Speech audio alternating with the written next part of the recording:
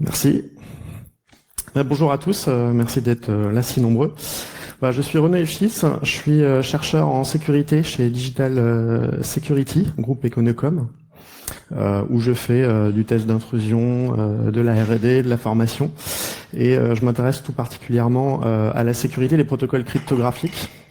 Et avec l'arrivée du calcul quantique, il y a des choses très intéressantes sur lesquelles on va pouvoir discuter.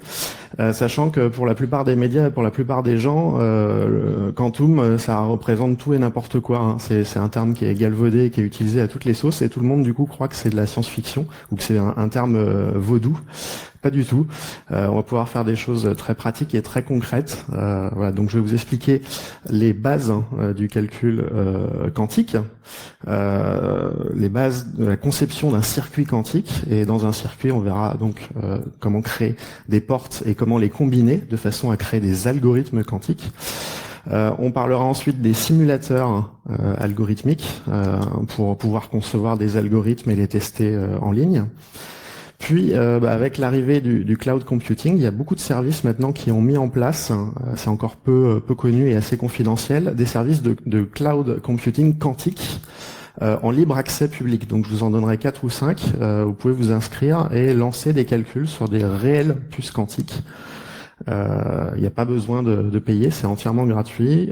Certains sont réservés à des chercheurs, mais la plupart sont accessibles publiquement. Hein. Donc, en fait, ça coûte rien aujourd'hui de faire du calcul quantique.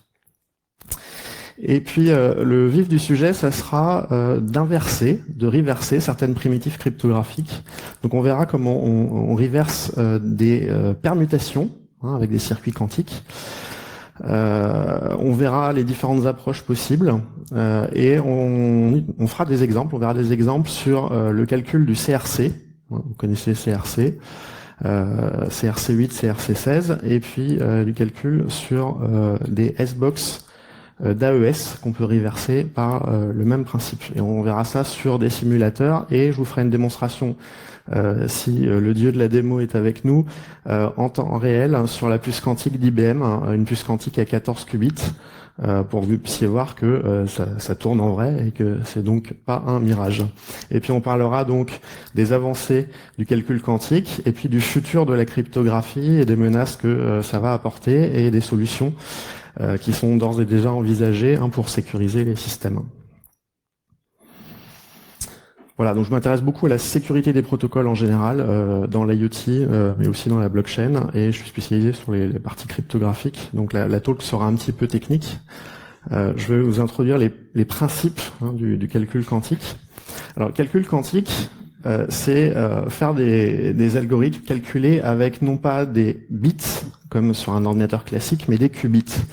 Un qubit étant une superposition de 0 et de 1. Donc quand vous allez faire tourner votre algorithme, vous allez à la fois calculer sur des valeurs 0 et 1, et pas sur un seul résultat qui est constitué de 0 et de 1 fixés. Ce qui permet, en théorie, si on simplifie un petit peu les choses, de calculer sur plusieurs valeurs en parallèle. C'est pas exactement ce qui se passe, mais ça revient à ça. Donc, grosso modo, vous pouvez dire qu'une variable, c'est une superposition de 256 variables. Vous faites tourner votre algorithme et vous avez votre algorithme qui a tourné sur les 256 variables en une seule fois, en une seule exécution. Donc, ça permet d'améliorer évidemment la rapidité des algorithmes puisqu'on calcule en parallèle de façon transparente sur 2 puissance n valeurs si on possède n qubits. Voilà. D'un point de vue mathématique, on peut représenter après les qubits sous forme de vecteurs colonnes 0, 1. Il faut voir ça comme une base, une base, soit une base avec des valeurs complexes de deux vecteurs qui sont orthogonaux, 0 et 1, et donc une composition de ces deux valeurs-là. Soit voir un qubit comme un vecteur unitaire sur une sphère qu'on fait tourner. Et c'est un peu plus simple de le voir comme ça. Autrement dit, la valeur 0 sera le vecteur unitaire qui est vertical. La valeur 1 sera le vecteur unitaire qui est vertical mais opposé. Et une superposition des deux, ça sera quand le vecteur il sera horizontal. Et quand on va le mesurer, on va le forcer, on va projeter en fait ce vecteur sur l'axe vertical, donc on va le forcer à prendre une valeur 0 ou 1 lors de la mesure, mais lors du calcul, en fait, il est orthogonal, et donc il est sur une superposition des deux valeurs. Alors, quelques principes à connaître avant de commencer. Pour des raisons thermodynamiques, en fait, quand vous faites un calcul quantique, vous manipulez des données qui sont en état de superposition. C'est-à-dire que le principe de la physique quantique, c'est qu'une particule n'a pas de caractéristiques physiques jusqu'au moment où vous la mesurez. En fait, c'est la mesure qui lui donne les caractéristiques physiques. Mais quand une particule est créée, elle est dans une superposition d'états autant sur sa vitesse que sur sa position, et c'est le fait de mesurer qui va forcer la particule à prendre une position, à prendre une vitesse, à prendre un spin, à prendre une polarisation. Et donc tout va être, on va dire, le sort de la particule est jeté à partir du moment où vous faites la mesure. Mais avant, il n'y a pas de données physiques, il n'y a pas de caractéristiques physiques à proprement parler de ces particules-là. Donc en fait, on travaille sur des particules qui sont dans un état de superposition, et l'état de superposition, c'est un état qui est très fragile, et il ne faut pas évidemment que vos particules interagissent avec des particules d'un environnement extérieur, par exemple avec du gaz, avec des champs électromagnétiques, avec de la lumière, etc. Sinon, votre état se détruit, puisqu'en fait, il y a du calcul quantique naturel qui se fait avec d'autres particules qui sont dans un état que vous connaissez pas. Donc du coup, notre environnement de calcul, c'est un environnement de calcul qui est complètement fermé. Pas d'échange avec l'extérieur, donc pas d'échange d'énergie, pas d'échange de matière, et comme il n'y a pas d'échange d'énergie, il ne faut pas que votre calcul, votre environnement produise de la chaleur, parce que vous ne pourrez pas l'évacuer. Inversement, vous ne pouvez pas faire venir de la chaleur ou du froid de l'extérieur pendant le calcul. Donc vous avez un environnement de calcul qui est complètement isolé, et pour des raisons thermodynamiques, en fait, comme il est complètement isolé, toutes les opérations que vous allez faire n'absorbent pas d'énergie et n'expulsent pas d'énergie. Donc toutes vos opérations vont être réversibles. Et c'est ça vraiment le paradigme du calcul quantique, c'est qu'on va effectuer que des opérations réversibles uniquement. Et c'est un champ de recherche qui est extrêmement grand. C'est d'arriver à faire de la programmation, à construire des algorithmes avec que des primitives réversibles. Donc en théorie, un ordinateur quantique ne consomme rien, à part qu'on est obligé d'avoir de l'énergie pour l'isoler de l'environnement extérieur. Typiquement, soit le refroidir, par exemple, dans le cas où on utilise de la matière, soit utiliser de la lumière, parce que la lumière interagit qu'avec des sources qui sont corrélées. Donc on a quand même besoin d'énergie, mais on a besoin d'énergie plus pour l'isolation du système que pour le fonctionnement du système en lui-même. Alors ensuite, on utilise donc que des opérations qui sont réversibles, et ces opérations-là, on va appeler ça des portes. Et avec une composition de ces portes-là, on va pouvoir construire des algorithmes. Alors la porte la plus simple, à part la porte qui fait rien, c'est la porte qui tourne sur l'axe des X, le qubit quand on est sur la sphère de blocs. Et donc c'est l'équivalent d'un nom, simplement, en logique booléenne classique. Ça s'appelle la porte X, c'est la rotation sur l'axe des X. De pi radian, et donc c'est un nom logique qui est effectué sur le qubit. Et évidemment, si vous effectuez 2 fois cette rotation de pi radian, vous avez une rotation de 2 pi radian, donc en fait vous revenez exactement au même endroit, ce qui fait que cette porte est son propre inverse. Quand vous composez 2 fois l'opération, vous avez son propre inverse. La plupart des portes, d'ailleurs, quantiques, sont leur propre inverse, pas toutes, mais la plupart. Ce qui est assez pratique, on le verra. Autre porte qui est très pratique, c'est la porte d'Adamar, porte qu'on nomme H en général, qui permet de mettre un qubit dans un état de superposition. Par défaut, vos qubits au début sont dans un niveau bas d'énergie, ils sont pas excités, donc ils sont tous à 0. Il faut bien à un moment changer les entrées avec la valeur qui nous intéresse de l'entrée dans le circuit, et donc soit les mettre à 1, les mettre dans un état excité, soit les mettre dans une superposition d'états. La porte H permet de mettre le qubit donc de manière horizontale, et donc de le mettre dans une superposition d'états à la fois 0 et 1, c'est-à-dire que quand vous allez le mesurer, le qubit, il va 50% du temps valoir 0 et 50% du temps valoir 1. Donc c'est une porte assez importante, puisque c'est celle qui permet le parallélisme au final dans les calculs quantiques. Et enfin, la dernière porte qui va être intéressante, là on a vu que des portes à une entrée, une sortie, qui sont toutes réversibles. Il faut bien des portes qui permettent de prendre plusieurs entrées pour les combiner, sinon on fait les calculs que sur un qubit. Et cette porte un peu universelle qui va permettre de combiner des qubits entre eux, c'est la porte C-note, contrôlée de note. qui permet en fait, sur 2 entrées et 2 sorties, parce que pour des raisons encore une fois de réversibilité, pour qu'une porte soit réversible, il faut qu'elle ait autant d'entrées que de sorties. Autrement dit, les portes classiques comme et ou n'existent pas, parce qu'elles ont 2 entrées et une sortie. Donc c'est soit vous avez une entrée et une sortie, soit vous avez 2 entrées et 2 sorties, soit 3 entrées, 3 sorties. La porte contrôle L-note, c'est une porte assez simple qui, en fait, regarde le premier qubit, et si le premier qubit de cette porte-là est vrai, vaut vrai, à ce moment-là, elle fait un non logique sur le deuxième qubit. Donc c'est un si, non, autrement dit, contrôled note.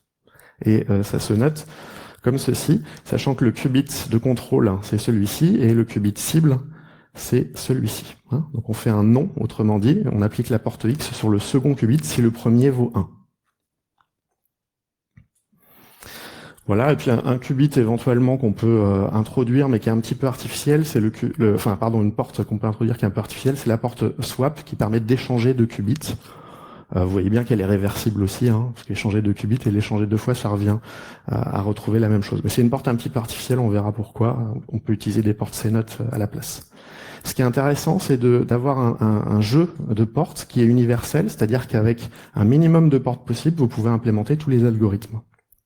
Et on verra qu'en général, la porte poly X et la porte CNOT sont suffisants pour faire à peu près ce qu'on veut, en utilisant éventuellement la porte d'Adamar pour mettre dans un état de superposition les entrées et pour faire notre calcul. Alors, quels sont les challenges et les difficultés du calcul quantique ? Déjà, vous ne pouvez pas copier un qubit comme vous copierez une variable dans un programme, parce que quand vous faites une copie, en fait, ça sera uniquement avec la porte CNOT que vous allez pouvoir copier, et donc vos qubits restent liés. On appelle ça un état d'intrication. Autrement dit, on ne peut pas faire de copie d'un état quantique. Soit on mesure le qubit et on le détériore, puisqu'on force sa projection sur un axe et on le force à être à 0 ou 1, et donc il est plus dans un état de superposition. Mais si vous voulez copier sa valeur, en gardant ses probabilités d'être à 0 ou 1, ce n'est pas possible. Il va falloir en fait l'intriquer à un second qubit et faire un calcul ensuite sur cette paire de qubits intriqués. Donc ça, c'est un mécanisme qui est un petit peu complexe à comprendre, mais quand on fait les calculs avec les matrices, on comprend tout de suite de quoi il s'agit. On n'a pas d'indépendance entre les différents vecteurs des qubits. Voilà, simplement. Par ailleurs, en simulation comme en vrai, on a un nombre limité de qubits, évidemment, et on a des erreurs de calcul, puisque quelquefois on a des problèmes d'isolation entre l'environnement de calcul et l'environnement extérieur. On n'est pas bien isolé, donc en fait on a de la décohérence qui intervient, c'est-à-dire que certains qubits qui étaient en état de superposition, ils ne le sont plus avant la fin du calcul, ce qui va introduire des erreurs. Donc c'est un petit peu la complexité. Autre difficulté, faire un shift, c'est-à-dire multiplier par une puissance de 2 un registre quantique, c'est pas simple. Et donc, en fait, on va privilégier le fait de décaler les têtes de lecture, c'est-à-dire qu'on va considérer que le bit 0 de notre registre va être décalé d'un cran, on va le lire de manière décalée, de manière à simuler, si vous voulez, un shift, parce que faire un shift sur un registre classique, c'est facile, sur un registre quantique, c'est compliqué, ça équivaut à additionner le registre avec lui-même pour le multiplier par 2, et donc vous avez des retenues qu'il faut aussi gérer. Donc ça, c'est complexe. Donc plutôt que de faire ça artificiellement, on va simplement interpréter le qubit en le lisant d'une autre position de manière à faire le shift. Et pour des besoins un peu sérieux de calcul, on a besoin quand même d'un certain nombre de qubits. Alors pas tant que ça, parce qu'en fait, on atteint ce qu'on appelle la suprématie quantique au bout de 50 qubits. C'est-à-dire que 50 qubits suffisent en théorie, pour faire des calculs qu'un ordinateur classique n'arriverait jamais à faire en un temps raisonnable, c'est-à-dire quelques centaines d'années. Donc on n'a pas besoin de milliers ou millions de qubits en théorie. On a déjà atteint ce seuil de suprématie quantique. Et là, Google justement a annoncé cette semaine, donc l'actualité est toute récente, qu'il allait solliciter la NASA pour démontrer de façon définitive la suprématie quantique. Voilà. Puisqu'on a dépassé ce stade de 50 qubits, donc il suffit de trouver une expérience qu'on sait faire plus rapidement sur un ordinateur quantique que sur un ordinateur classique, et puis la suprématie quantique, elle est montrée une fois pour toutes. Il nous faut bien évidemment des faibles taux d'erreur pour stocker les qubits, le temps du calcul, et puis pour appliquer les portes, hein, donc c'est ça ce qu'on appelle la fidélité. Éventuellement, on rajoute de la correction d'erreur, mais c'est pas forcément nécessaire. Toujours est-il qu'il est important de comprendre que en fait, c'est pas le nombre de qubits qui est important. Hein. Très souvent, c'est plutôt ce qui va être important, c'est la fidélité, hein, le fait que les qubits sont bien dans un état cohérent jusqu'à la fin du calcul. Et donc, on va être souvent limité non pas par le nombre de qubits, contrairement à ce qu'on pourrait penser, mais plutôt par la profondeur du circuit, c'est-à-dire le nombre de portes simultanées qu'on peut appliquer pour aller du début jusqu'à la fin du calcul. Hein. Et souvent, on va être limité sur la plupart des implémentations. Alors, j'ai fait des tests entre 20 et 30 portes, hein, avant que l'erreur devienne un peu trop grande et un peu trop manifeste et qu'on ait du coup des résultats un peu fantaisistes. Hein. Donc, passer cette profondeur de 20 ou 30 portes d'affilée, on commence à avoir des problèmes d'erreur. Mais avant, ça reste tolérable. Alors, on va parler un petit peu plus pratique maintenant avec les simulateurs. Comment vous pouvez mettre un peu le pied à l'étrier et faire des petits tests. Alors, je vous en ai retenu 3 que j'aime bien.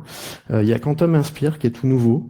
Il a 2-3 mois tout au plus, qui est pas mal, qui permet de coder vos circuits quantiques à l'aide d'instructions assembleurs. Donc pour ceux qui sont familiers de l'assembleur, en fait, au lieu d'appliquer des instructions assembleurs, on applique des portes, hein, sous forme de quantum assembly, en fait, simplement pour appliquer des portes H, des portes X à certains qubits. Et vous avez une visualisation de l'algorithme sous forme graphique, voilà, en dessous, avec la possibilité de lancer pour le moment des simulations, hein, mais plus tard, hein, il prévoit de l'interfacer avec des vraies puces quantiques, et donc vous pourrez, en plus de la simulation, même faire des calculs sur du vrai hardware. Voilà. Donc Quantum Inspire qui est relativement intéressant. Quirk, qui est aussi très intéressant niveau web, où là, cette fois-ci, vous designez votre algorithme par glisser-déposer. Donc là, il n'y a même pas de listing, par glisser-déposer de portes, hein, sur une partition. Et ça vous permet, comme ça, c'est très graphique, ça vous permet comme ça de simuler vos circuits et de voir les probabilités en fait d'obtenir tel ou tel résultat en sortie de manière complètement graphique sans avoir à compiler et à relancer votre programme à chaque fois. Il y a vraiment un soin qui est apporté à la partie graphique, donc c'est beaucoup plus facile à débugger avec ce genre d'outils, typiquement quand vous ne comprenez pas comment ça marche. On refera un petit exemple sur Quick.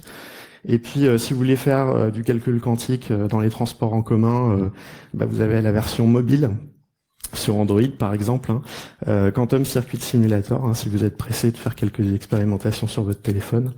Voilà, typiquement, donc ici, on a fabriqué un circuit très simple où on met le premier qubit dans un état de superposition. Vous aurez reconnu la porte d'Adamar, et ensuite on fait un contrôlé de note avec le second. Ce qui fait que si le premier qubit est à vrai, ça fait un non sur le second. Et donc, on va, lors de la mesure, avoir 2 qubits qui sont strictement identiques, du coup, soit à 0,0, soit à 1,1. On peut pas avoir la combinaison 0,1 ou 1,0. Et c'est ce qu'on appelle donc une intrication quantique.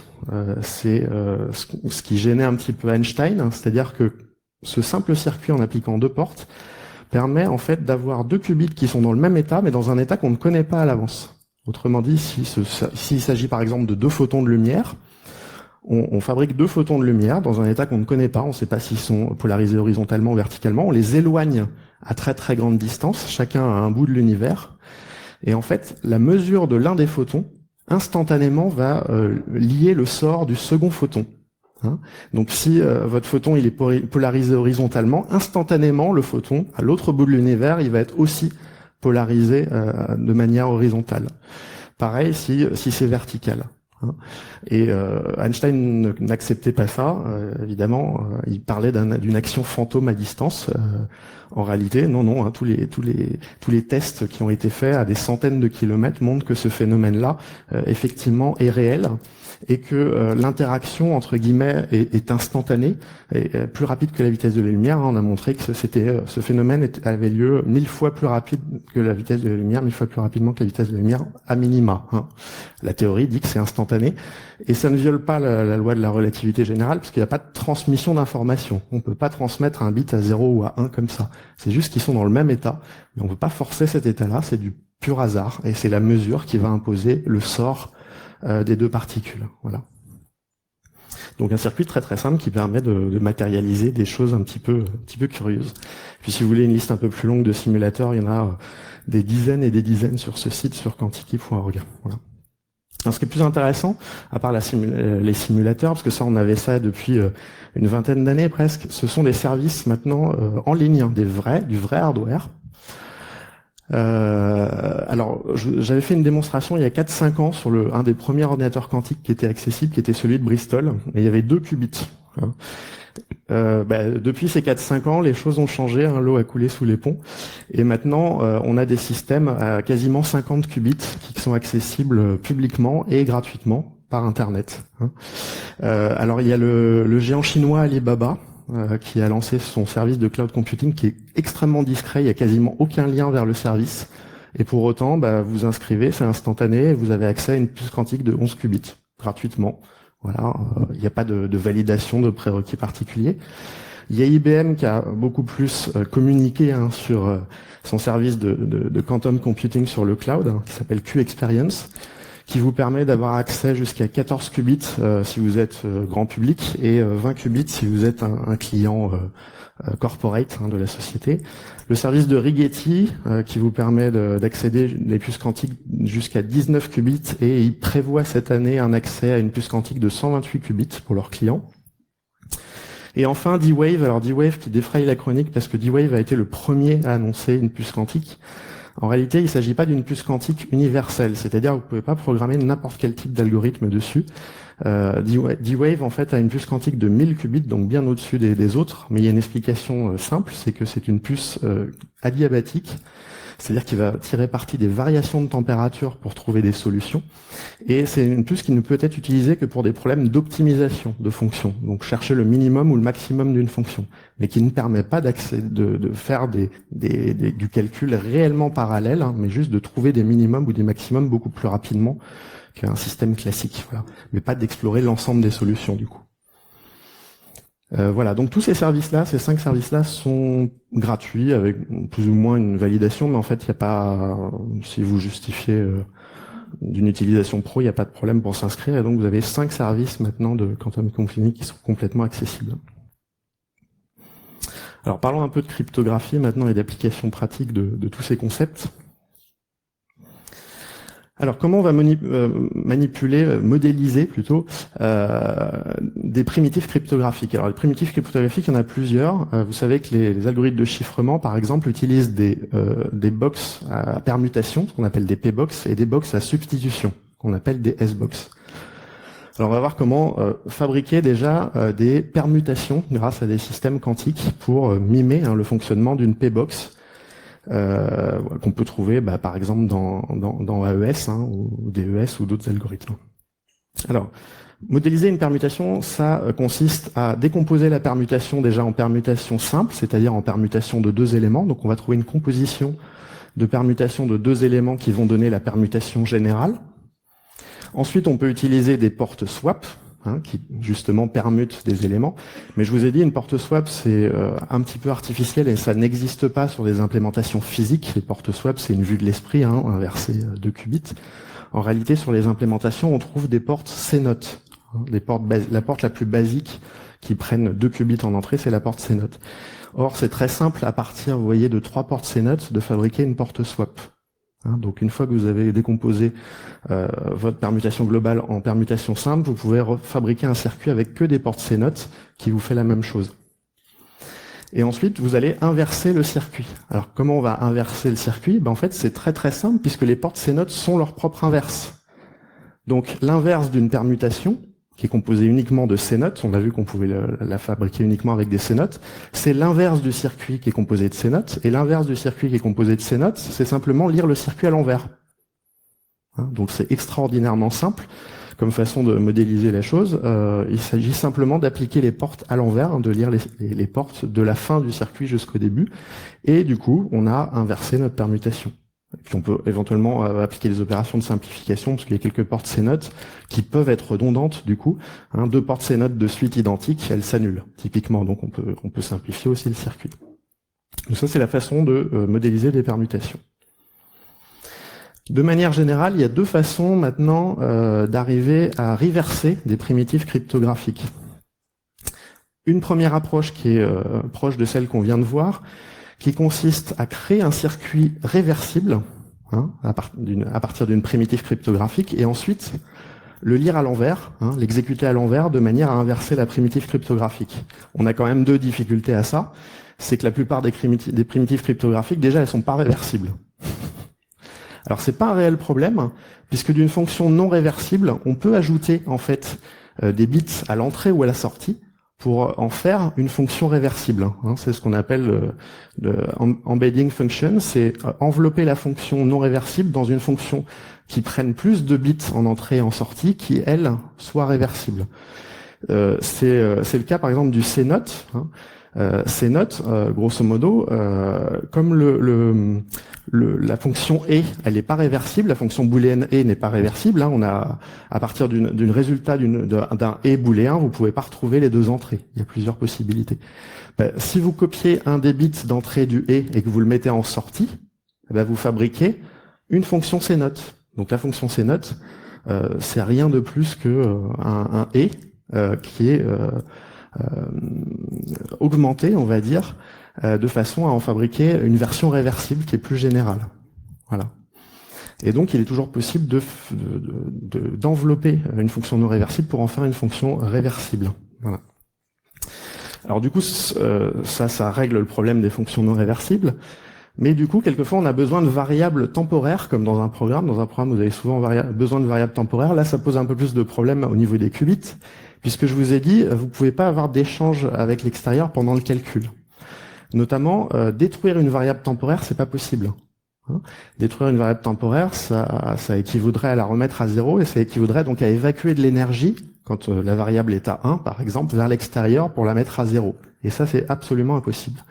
Donc du coup, quand vous avez des qubits temporaires, ce qu'on appelle ancilia qubits en anglais, vous êtes obligé de les recycler intelligemment et de réutiliser un maximum ces qubits-là, parce que vous ne pouvez pas les effacer en plein milieu du calcul. Donc soit vous les laissez tels quels, jusqu'à la fin du calcul, et ça vous fait plein de qubits en plus qui ne servent pas, et potentiellement qui peuvent interagir avec les autres, soit vous essayez de les recycler de manière intelligente, de manière à éviter donc les échanges avec l'extérieur. Voilà. Si vous avez quelques qubits temporaires, c'est pas gênant parce que votre fonction, certes, vous pourrez pas la reverser si vous connaissez pas l'état de ces qubits temporaires en sortie. Mais par contre, s'ils sont très minoritaires par rapport au nombre de qubits de sortie, par exemple, si vous avez un qubit temporaire en sortie en plus du résultat, en fait, il suffit d'exécuter 2 fois le circuit et vous aurez une des 2 exécutions qui vous reversera votre fonction. Donc s'ils sont peu nombreux, en fait, vous pouvez essayer toutes les combinaisons de qubits temporaires en sortie et en faire un circuit réversible, et vous aurez toutes les entrées possibles. Bien que la fonction 1 ne soit pas réversible, et 2, qu'il y ait des variables temporaires dont vous ne connaissez pas le résultat. Donc c'est une façon de retrouver par tentatives successives les variables temporaires, même si vous ne les connaissez pas, de façon à inverser le circuit. Autre approche pour inverser une primitive, c'est de l'implémenter directement dans le bon sens, pas la fonction inverse, mais la fonction directe, sous forme de porte logique, simplement. Et ensuite, d'utiliser un oracle, c'est-à-dire une fonction, une boîte noire, qui va vous dire vrai si la sortie vous intéresse, ou faux si la sortie ne vous intéresse pas. Et il y a l'algorithme de Grover, qui est un algorithme qui est connu maintenant depuis une vingtaine d'années, qui est un algorithme purement quantique qui permet, sans mesurer les qubits, d'aller retrouver dans une liste non ordonnée de n valeurs, une valeur qui vous intéresse particulièrement selon des conditions, de type tel bit, je veux qu'il soit à 0 ou à 1 dans mon entrée, et en plus qui s'exécute en racine de n. Donc ça permet de trouver une valeur parmi n possibles, non triée, en seulement racine de n opérations, là où un algorithme classique le ferait en n opérations. Voilà. De façon à trouver la bonne entrée et de reverser du coup l'algorithme. Voilà. Ce sont les 2 principales approches pour le faire. Alors maintenant qu'on a vu ça, passons à des implémentations de primitives concrètes. Il y a 4-5 ans, je vous avais montré, pour ceux qui l'avaient suivi, comment on implémentait un CRC8, mais de manière très très naïve. C'est-à-dire qu'on CRC8, c'est les calculs de polynômes. Et grosso modo, tous les shifts, je les remplaçais par déplacer les têtes, donc déplacer les têtes de lecture pour pas avoir à faire des multiplications ou des additions. Et les additions, je les faisais avec des portes C-notes. Voilà. Le problème, c'est qu'on avait autant de qubits temporaires que de qubits d'entrée. Donc pour faire un CRC8, il fallait 8 qubits d'entrée et 8 qubits temporaires, et ça donnait un résultat sur 16 qubits. Et du coup, on ne pouvait pas l'inverser, puisqu'on a autant de qubits temporaires que de qubits de sortie, donc vous ne connaissez pas l'état des qubits temporaires pour pouvoir retrouver l'entrée lors de la sortie. Ça posait un petit problème. Donc je vous montrerai ce circuit-là. On peut donc implémenter de façon naïve un algorithme, le simplifier, ou alors une autre approche, c'est calculer la table de vérité d'une fonction, donc le CRC8, ça prend un octet par exemple et ça vous retourne un autre octet, donc on peut en faire une table logique de vérité, et ensuite utiliser un framework qui va vous simplifier la fonction booléenne et vous donner un jeu de portes qui va pouvoir donner cette fonction booléenne-là. L'avantage, c'est qu'une fois que vous avez écrit votre fonction booléenne sous forme de porte réversible, vous pouvez simplement exécuter votre algorithme à l'envers pour inverser la fonction. Et c'est ce que j'ai fait là et que je vais vous montrer. Donc ça, c'était l'implémentation naïve d'un CRC8, c'est-à-dire en déroulant l'algorithme bêtement à la main et en décalant les têtes de lecture. Donc vous voyez, quand on décale les têtes de lecture, l'index il se décale à chaque fois. Et avec 3 portes C-notes, à chaque fois, on fait une addition. Et donc, on calcule notre CRC8. L'inconvénient, c'est qu'on a besoin de 8 qubits temporaires ici qui sont à 0 au début du calcul. Et donc, on ne peut pas inverser l'algorithme, puisqu'en fait, en plus du résultat, on a des qubits temporaires dont on ne connaît pas la sortie, la valeur en sortie. Et donc, on ne peut pas faire exécuter l'algorithme à l'envers, sachant qu'on a autant d'inconnus que de qubits de sortie. Donc, ça aide pas vraiment. Mais c'est une façon jolie de le faire. Vous voyez, en plus, géométriquement, c'est assez régulier. De manière plus intéressante, donc, maintenant, on prend une table de vérité de la fonction CRC8 et on utilise un framework pour faire du calcul réversible. Donc, c'est une Reversible Computation Framework. Et il y a notamment RevKit qui est développé qui est développé à Lausanne. Vraiment le truc local, qui est très intéressant pour faire du calcul réversible et calcul quantique, qui prend notamment en entrée soit des circuits et qui va les simplifier, soit de manière plus intéressante, qui prend des tables de vérité et qui va fabriquer par synthèse des circuits réversibles produisant ces tables de vérité, voire même qui est capable de vous envelopper votre fonction non réversible pour en donner une fonction réversible. Et vous avez même des stratégies qui vont vous donner, qui sont déterministes et qui vont vous donner, s'il existe, le circuit optimal qui va donner votre résultat. Alors voilà, en fait, après un petit peu de développement et de calcul, il faut quand même quelques heures de calcul pour le trouver. Voilà le circuit optimal, donc il est composé de 12 portes C-notes, qui permet de calculer un CRC8, mais comme toutes les portes C-notes sont des portes réversibles, vous pouvez calculer l'inverse du CRC8 simplement en exécutant le programme à l'envers. Donc là, il est déjà écrit à l'envers, c'est-à-dire que ce programme quantique ici, qui est composé de 12 portes C-notes, calcule l'inverse d'un CRC. Et en l'exécutant à l'envers, vous calculez votre CRC. Alors CRC, c'est pas un hash cryptographique, on est d'accord, on sait l'inverser depuis longtemps, sauf qu'on sait l'inverser en examinant ses propriétés arithmétiques et mathématiques.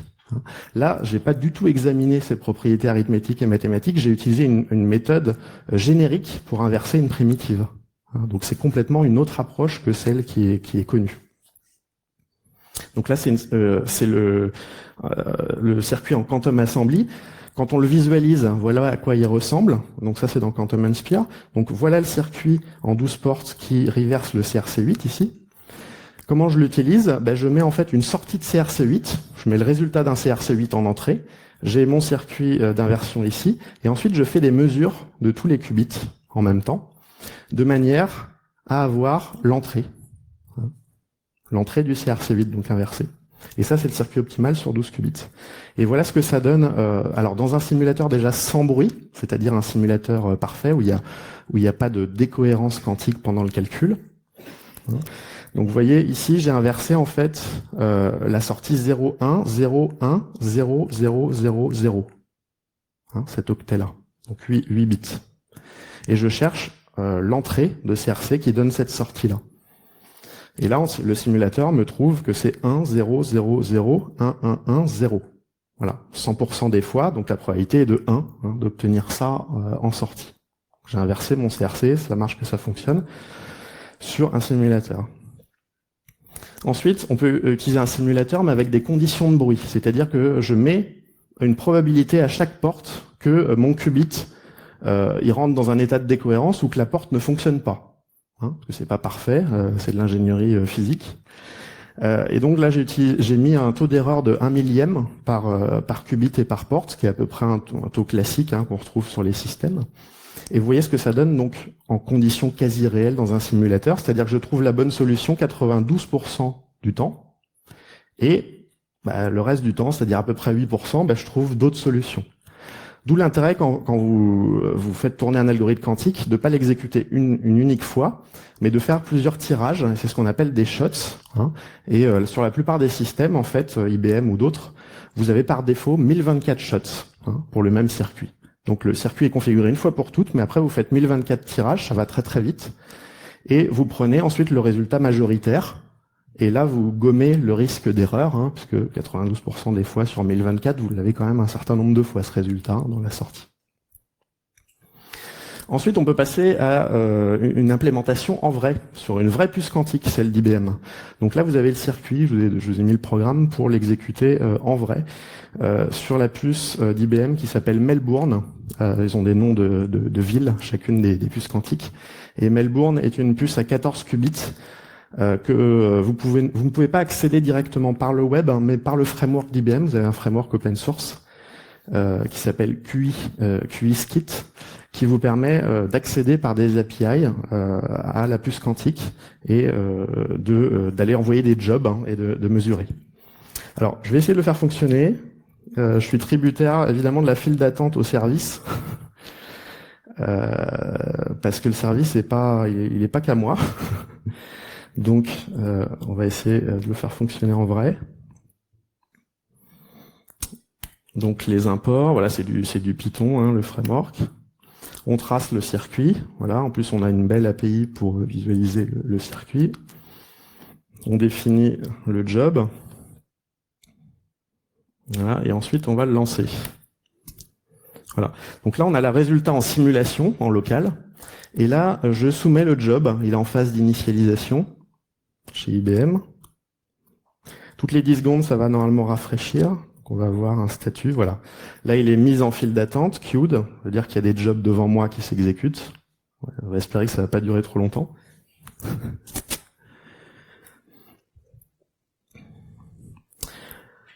Voilà, il est queued de nouveau. Alors, en attendant, voilà le même circuit dans Quirk, si vous voulez le faire dans Quirk en simulation.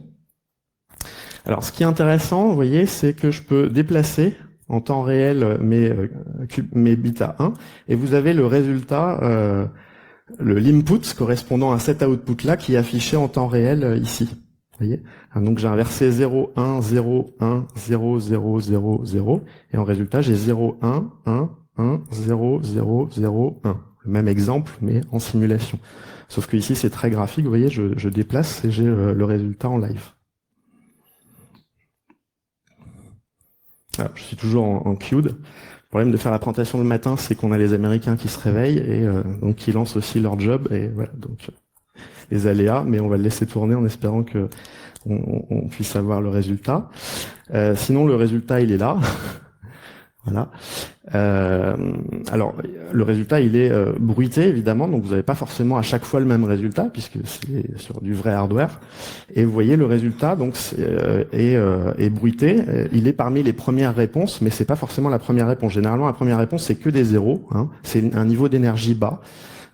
C'est-à-dire qu'il y a eu une décohérence et les qubits qui étaient dans un état excité, à la fin, si le calcul est un petit peu long, un petit peu complexe, ils se mettent au repos, ils se mettent tous à l'état zéro. Donc très souvent on a l'état zéro dans les mesures majoritaires qu'on a. Et le vrai résultat, vous voyez, il apparaît quand même dans les top premiers sur une vraie machine. Voilà. Mais évidemment faire avec ces contraintes-là, qui sont des contraintes physiques. Alors plus intéressant, là on a reversé un CRC8, mais on peut en reverser plusieurs à la fois grâce à ce système-là. Voilà. Plutôt que de mettre des bits à 0 ou à 1 en output et trouver les entrées, on va mettre maintenant des bits qui sont à 0 systématiquement et des bits qui sont dans un état de superposition. Ici, par exemple, j'ai mis une porte d'Adamar pour dire que ce bit-là, le premier des bits, il est à la fois à 0 et à 1. Pareil ici pour le quatrième, le cinquième, pardon, et le huitième, à la fois à 0 ou 1. Et vous voyez, en fait, l'algorithme m'inverse le CRC, me retrouve les entrées qui donnent donc soit 1, 0 là, ici, ensuite 0, 0, 0, soit 1 ou 0 à cette position, soit 0, 0, soit 1 et 0 à cette position. Et j'ai toutes les entrées ici. Et ce qui est intéressant ici, c'est que là, j'ai mis donc 8 valeurs de CRC différentes, parce que j'ai 2 valeurs possibles là, combinées à 2 valeurs possibles là, combinées à 2 valeurs possibles là, en sortie, et je cherche toutes les entrées donnant ces 8 CRC là. Et mes entrées sont là. Alors ici, vous voyez, c'est kiff-kiff, 50-50, sauf que ce qui est intéressant, c'est qu'ici, il m'a trouvé une similarité entre toutes les inputs du CRC8 qui vont donner les résultats que j'ai mis en sortie. Il m'a trouvé que ce bit-là était forcément à 0, et ce bit-là est forcément à 0 pour les 8 CRC que je lui ai donnés. Ce qui n'est pas du tout trivial et pas du tout visible à la main instantanément. Et ça, vous pouvez en plus le voir en live quand vous bougez les portes, ici. Donc, vous voyez ici, j'ai aussi deux bits à 0 pour cette combinaison-là. Là, j'en ai que 1, vous voyez. Et donc, ça me permet de faire du calcul parallèle sur plusieurs qubits en même temps. Voilà. Alors, voyons ce qu'on a sur l'AES maintenant, sur des S-Box AES. Donc, les S-Box AES, je vous refais pas le topo, mais grosso modo, vous calculez un inverse dans un corps polynomial, et ensuite, vous faites une transformation affine, une multiplication et une addition, grosso modo, pour avoir le résultat de la S-Box d'AES. Alors c'est un peu plus complexe déjà qu'un simple CRC8, et surtout, c'est pas fait pour être une fonction qui est complètement réversible, enfin pas prise individuellement oui, mais pas dans son ensemble. Et voilà donc après pas mal de calculs, donc un circuit. Alors vous voyez, il est tout petit parce que en fait il est composé, il est déjà optimisé, mais il n'est pas optimum. C'est-à-dire qu'on peut trouver sans doute un circuit plus court qui fait la même chose. Mais là, vous avez un circuit qui inverse la fonction de S-Box d'AES, qui est composé de 281 portes, des poly-X, des C-notes et des portes de Toffoli. Voilà, et vous l'avez le circuit ici, 281 portes, donc déjà optimisé, mais pas optimal. On peut peut-être trouver un optimum. Alors j'ai cherché les optimums en faisant du brute force. L'optimum a au moins 14 portes, donc je sais que l'optimum il est entre 14 et 281 portes, mais en dessous de 14 portes, on peut pas trouver. Ensuite, on pourrait penser, dans les autres trucs de crypto qui sont utilisés, le chiffrement XOR, qui est à la base de pas mal de choses, y compris des chiffrements par flux avec AES, de certaines variantes d'AES comme AES-CTR, ou le chiffre jetable, simplement de Vernam, qui utilise du XOR. On peut faire de l'inversion, du reverse de XOR, en utilisant un oracle. Comment ça fonctionne? Alors là, c'est juste l'idée, mais elle n'est pas développée, parce que ça nécessite quand même pas mal de portes pour être développée, mais elle est développable. C'est qu'on connaît la taille de la clé, ou on se fixe une taille de clé. On implémente avec un circuit un chiffrement XOR, c'est très simple à faire, c'est les bits logiques, donc avec des portes C-notes, ça se fait très très bien, des portes C-notes ou des portes poly-X.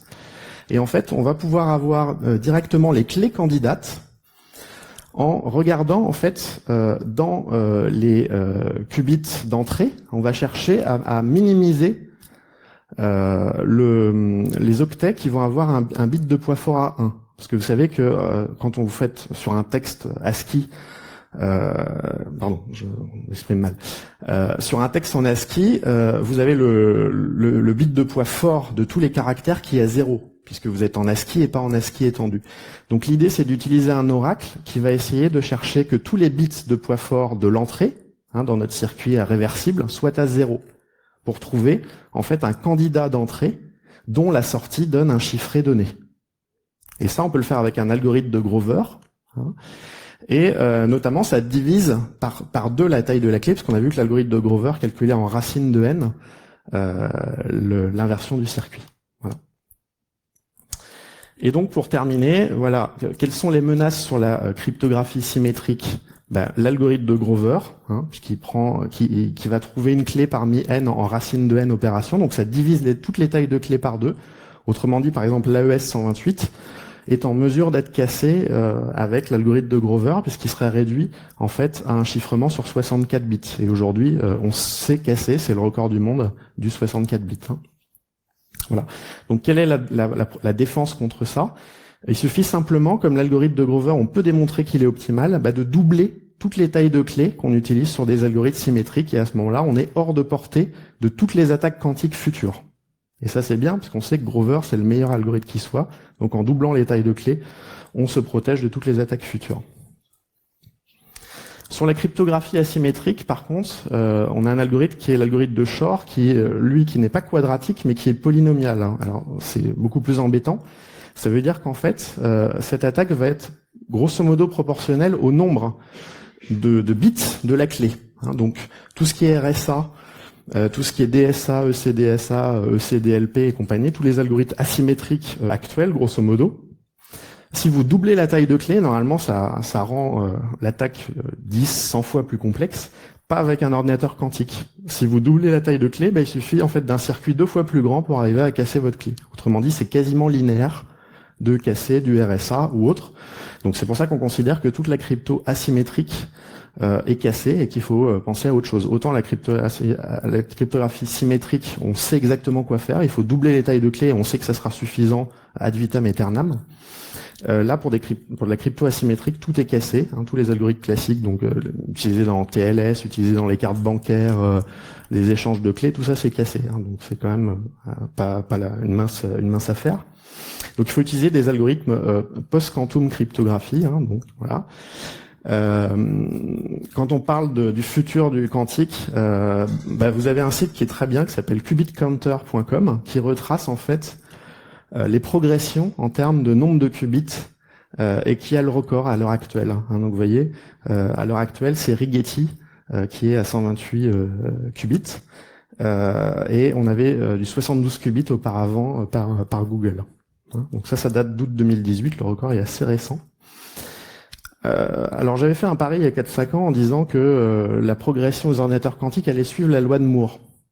Mais beaucoup de gens étaient très sceptiques en me disant que eux, ils considéraient que ça allait être linéaire. Donc j'ai tracé le graphe.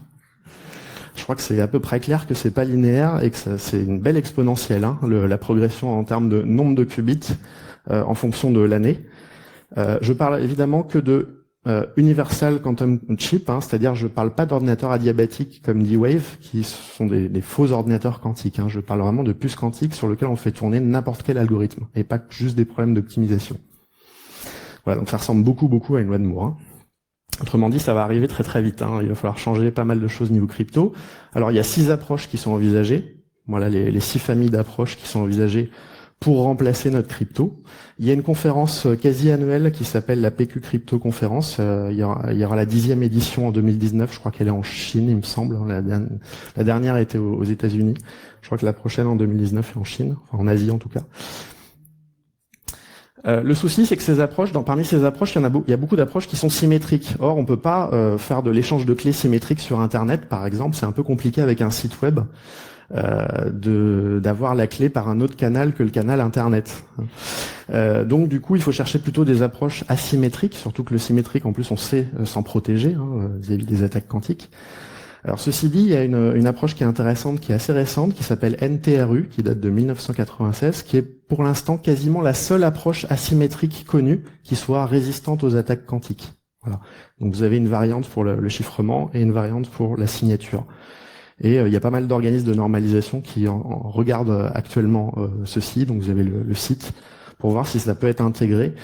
Et il y a déjà des navigateurs ou des systèmes de blockchain qui ont intégré des algorithmes post-quantiques. C'est le cas avec Chrome. Hein. Chrome a intégré des algorithmes post-quantiques dans ses échanges TLS, justement, pour se protéger des attaques qui vont venir très prochainement sans doute.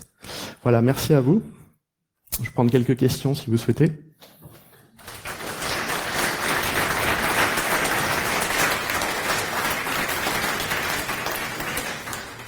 Merci pour cette présentation. Est-ce qu'il y a des questions? Oui.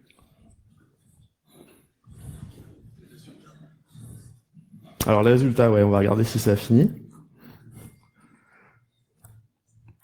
Alors, Qt running, voilà, ça y est, c'est sorti. Donc les résultats, alors où est-ce qu'on a notre résultat? Il est pas tout premier comme redouté, puisqu'on a du bruit. Alors il faut chercher 1000 et ensuite 1110. Il est là. Voilà, donc notre résultat est là. Vous voyez qu'il y a pas mal d'égalités, 23, 24 tirages. Donc là, il y a quand même une incertitude quand vous avez des tirages qui sont avec le même nombre, quasiment le même nombre de résultats. 28 fois tel tirage, 26 fois tel tirage, 25 fois. Vous avez un histogramme qui est assez plat et donc vous avez une incertitude. Dans ce cas-là, il vaut mieux relancer le calcul, éventuellement pour avoir un résultat qui se détache un peu plus des autres, parce que là on voit qu'il y a un phénomène de plateau. Voilà, les ordinateurs quantiques, les puces quantiques sont pas accessibles en permanence, parce qu'ils ont besoin d'être réétalonnés justement tous les jours. Donc vous avez une période d'interruption d'1 heure tous les jours pour réajuster la température, parce qu'en fonction des écarts de température, justement, on a plus ou moins de bruit. Voilà. Donc ça dépend si on tombe avant ou après le réétalonnage aussi. Je vous prends vos questions. Oui, donc prenons l'algorithme d'encryption le plus simple, qui s'appelle l'algorithme de Perfect Secrecy en XOR avec une clé de longueur inconnue. Le masque jetable. Exactement. Et donc dans ce cas-là, il est résistant à la cryptographie quantique, n'est-ce pas? Parce que bon, on peut penser que si l'information est fractionnée en blocs, donc on peut faire des hypothèses sur la longueur de la clé par bloc. Ça, éventuellement, ça pourrait nous faire avancer pour casser un tel algorithme avec une taille de bloc fixe. Mais si on change la longueur de bloc d'une manière synchro entre deux players, là, ça deviendrait pas possible, en fait. Ça serait du black box. Si on avait un algorithme black box pour changer la longueur de bloc, ça le rendrait même en théorie, résistant aux attaques quantiques. Oui, tout à fait, potentiellement. Effectivement, si on agit sur plusieurs choses, dont la longueur de clé, et que la longueur de clé est elle-même variable, oui. Par ailleurs, le masque jetable est par essence résistant aux attaques quantiques, puisqu'en fait, la théorie de l'information nous montre que quels que soient les moyens dont dispose l'attaquant ou le temps que dispose l'attaquant, en fait, il est capable de retrouver tous les clairs à partir d'un chiffre donné. Donc, il a aucune information sur quel est le bon clair parmi tous. Donc de toute façon, le masque jetable, ça ne remet pas en question sa sécurité. Il a toujours été sécurisé. Simplement, voilà, effectivement, la cryptographie utilise des blocs.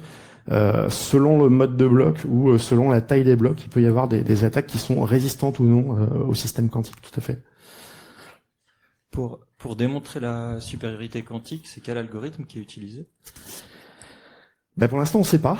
C'est un vrai challenge de trouver un problème qui soit exécuté plus rapidement sur un ordinateur quantique que sur un ordinateur classique. Alors, on en connaît, mais en créant des algorithmes qui sont spécifiques pour le quantique et qui n'ont pas d'équivalent dans le classique. Donc, typiquement, comme Grover, qui n'a pas d'algorithme équivalent. Là, on cherche un peu le problème inverse. On cherche un algorithme classique qui pourrait être exécuté plus rapidement du fait du parallélisme sur un système quantique. Donc c'est encore une question ouverte, on est proche de le découvrir, mais il y a encore des incertitudes. Il y a 2 ou 3 bons candidats, mais voilà. Dans le cas de Google, justement, ils ont dit qu'ils allaient, là ça date d'il y a quelques jours, qu'ils allaient solliciter la NASA, qui a accès à un système D-Wave, pour tester plusieurs algorithmes et pour voir lequel serait susceptible d'être plus intéressant. Alors D-Wave a ouvert son système qui s'appelle LEAP. J'ai fait des tests et semble-t-il, il y a un algorithme qui permet de faire de la partition de graphes en 2 parties qui serait 7 fois plus rapide que sur un ordinateur classique. Voilà. Et il l'utilise sur un exemple pour des réseaux terroristes syriens pour identifier en fait des meneurs dans un graphe de terroristes syriens. Vous pourriez accéder, c'est en libre accès sur D-Wave Leap, vous pouvez vous inscrire. Semble-t-il, et revendique une vitesse d'exécution 7 fois plus rapide pour faire cette partition de graphe que sur une puce classique. J'avais une question par rapport à... Renaud. Vous êtes... Alors, je suis au fond. Ce que tu utilises pour à chaque fois inverser l'algo que tu implémentes grâce à des portes CNOT repose essentiellement sur le fait que la porte CNOT ait sa propre inverse.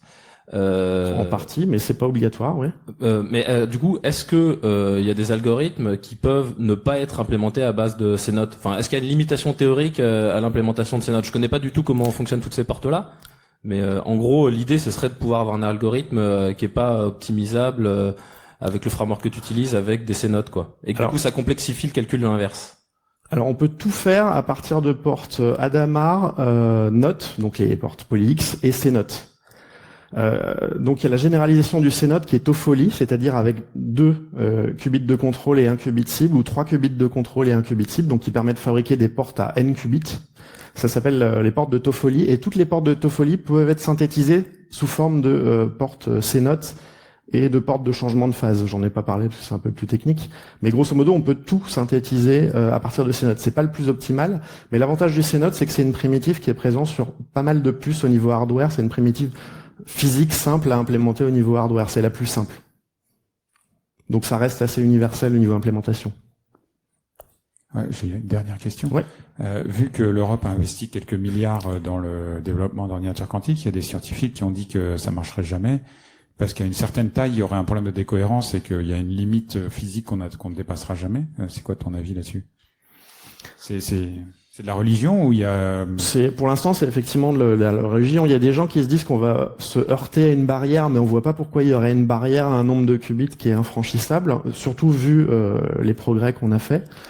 Il y a 5 ans, on disait qu'on pourrait pas dépasser quelques qubits, enfin une dizaine de qubits, et on en est à pas loin de 128. Alors, il y a quand même quelque chose à relativiser, c'est quand on a, par exemple, 128 qubits, on peut pas faire interagir chacun des 128 qubits avec chacun des 128 autres. Hein. Il y a ce qu'on appelle des circuits de couplage, parce que les qubits sont proches physiquement les uns des autres, et un qubit ne peut interagir qu'avec ses voisins. Donc en fait, il faut transformer notre circuit quantique en une réalisation physique en trouvant un mapping entre les qubits logiques et les qubits physiques. Quel qubit physique on va utiliser parce qu'il est proche de tel autre qubit physique. Et donc, typiquement, un qubit ne peut pas être couplé à tous les autres qubits sur un ordinateur quantique, mais les grilles de couplage sont suffisamment importantes pour qu'on ne soit pas limité. Je peux vous montrer éventuellement. Voilà. Les schémas de couplage sont suffisamment importants pour qu'on ne soit pas trop limité. Par exemple, ça c'est chez IBM. Vous voyez, vous pouvez pas faire des C-notes entre n'importe quel qubit. Vous pouvez faire des C-notes entre le qubit 0 et le qubit 1 parce qu'ils sont reliés, entre le qubit 1 et le qubit 2, entre le 2 et le 15, mais vous pouvez pas faire un C-note entre le qubit 1 et le qubit 15. Donc vous avez des compilateurs quantiques qui vous font un mapping entre vos qubits logiques et vos qubits physiques qui vont être utilisés réellement derrière. Et c'est pas trop limitant d'avoir des topologies comme ça, sauf si on a besoin vraiment de pouvoir faire des opérations vraiment de tous les qubits à tous les qubits. Là, on va être effectivement bloqué. Très bien. Voilà, je vous remercie beaucoup. Très bien, merci beaucoup.